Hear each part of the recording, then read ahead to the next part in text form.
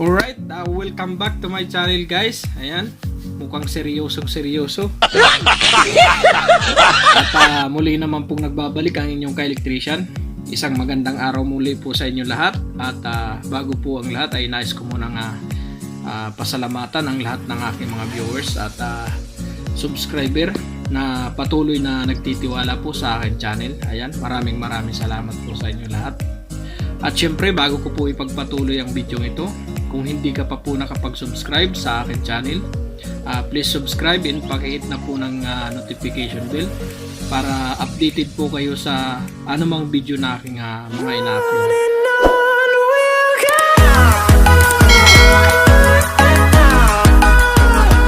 Right, at wala na pong mahabang introhan pa. Ang video pong ito ay para po kaya Ma'am Ann. Ginawan ko po siya ng video dahil baka sakali po na mas maraming makapanood or makakita po nito para malaman po nila kung ano yung kung bakit magbibigay kami ng simpleng tulong or munting tulong, kung ano mang matatawag po ninyo doon, para kay Ma'am Ann dahil siya po ay may malubhang karamdaman. Yan po, medyo nakakalungkot nga lang po, pero syempre hindi naman po natin ginisto ito mangyari sa kanya or dumating sa kanya. Kaya ang tanging masasabi ko na lang po kay Ma'am Ana, tiwala lang po sa Panginoon at pray lang po lagi at siguradong nakikita at naririnig ka naman niya. Hindi ka naman sigurado niya pababayaan sa lahat ng oras. Ganun pa man, sana po ay nakarating na sa inyo yung aming ibinigay sa iyo. Sana po ay nakuha nyo na po. Pagpasensyahan nyo na po yung aming naiabot na simpleng tulong na siguro ay siguro mga 1,300 real. Nice. 1,300 pesos pala, hindi real. Kasi wala pa pong sahod ng inyong kaibigan. Yan, kaya ganun lang po ang aming naibigay. Sa tulong na rin po ni Sir Christian de la Cruz Dapon, yan, nagbigay din siya ng kunting halaga. At syempre dinagdagan ko na rin, kung natatandaan niyo po yung pag-kimchi challenge namin na napanalunan ko 100, yun po yung ibinigay ko kay Ma'am Ann. Yun po yung ipinadala ko po sa kanya. Ayan, at malinaw ko nga po pala sa video ito ang karamdaman po ni Ma'am Ann ay isang brain aneurysm po. Siguro po ay mas kailangan niya talaga ng tulong pinansyal. At siguro naman ay kung sino man makakapanood ng video pong ito ay siguro may mas marami ng may mga mabubuting puso diyan. Baka na lang mabigyan po natin ng kahit konting biyaya or financial assistance si Ma'am Ann para makapagpagamot po sa kanyang malubhang karamdaman. Alright, at sana po sa mga makakapanood pong ito, clear ko lang po sa video pong ito. Ang video ko pong ito ay hindi ko po sinadya na gawin para lang mas maraming makapanood or mas maraming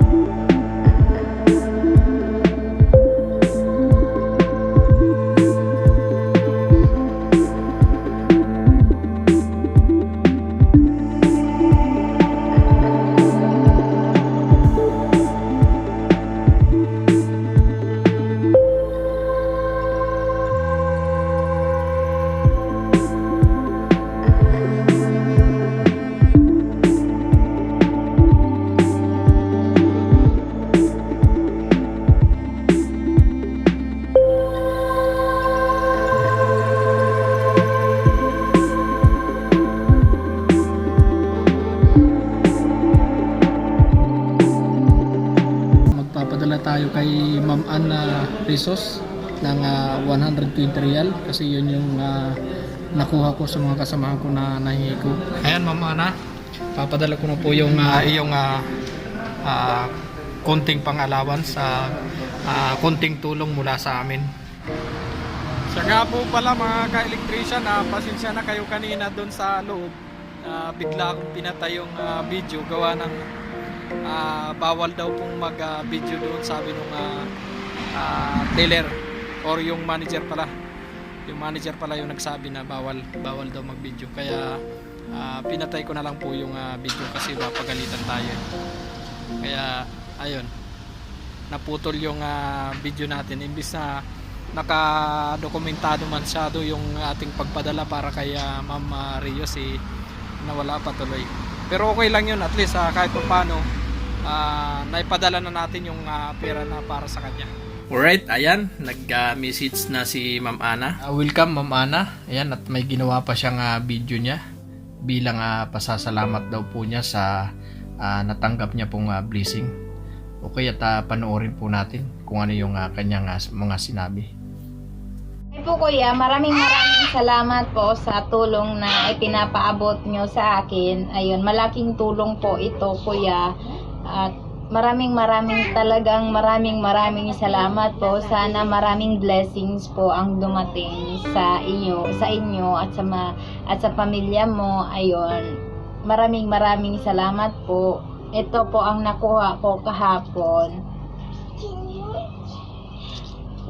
Ito po ay gagamitin ko po sa pagpapagamot ko po. Ayun, ito po. Basta ang masasabi ko lang po, maraming blessings po sana ang dumating sa inyo at sa pamilya mo. Sana ingat-ingat po kayo doon sa labas. Ayun, maraming salamat po.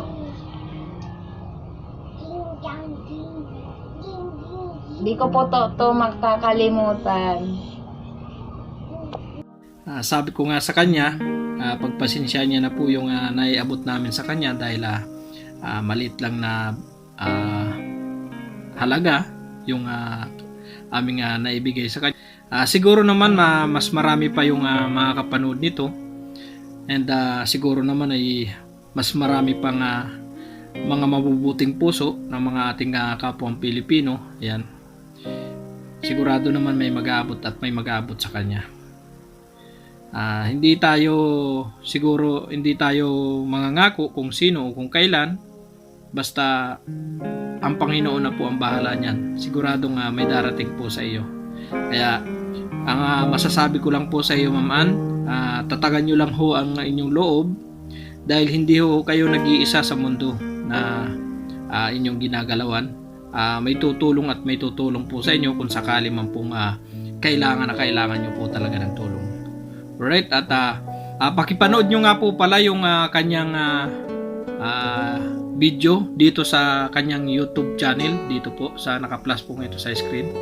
Diyan ko po mapapatunayan sa inyo kung ano nga ba yung aking sinasabi na kanyang nararamdaman. Andyan po sa channel niya pong yan.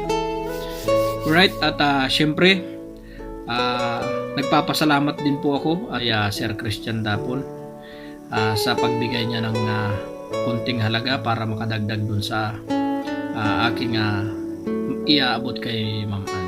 Maliit lang po ang halaga pero sinisiguro ko po na makakatulong po yun sa kanya.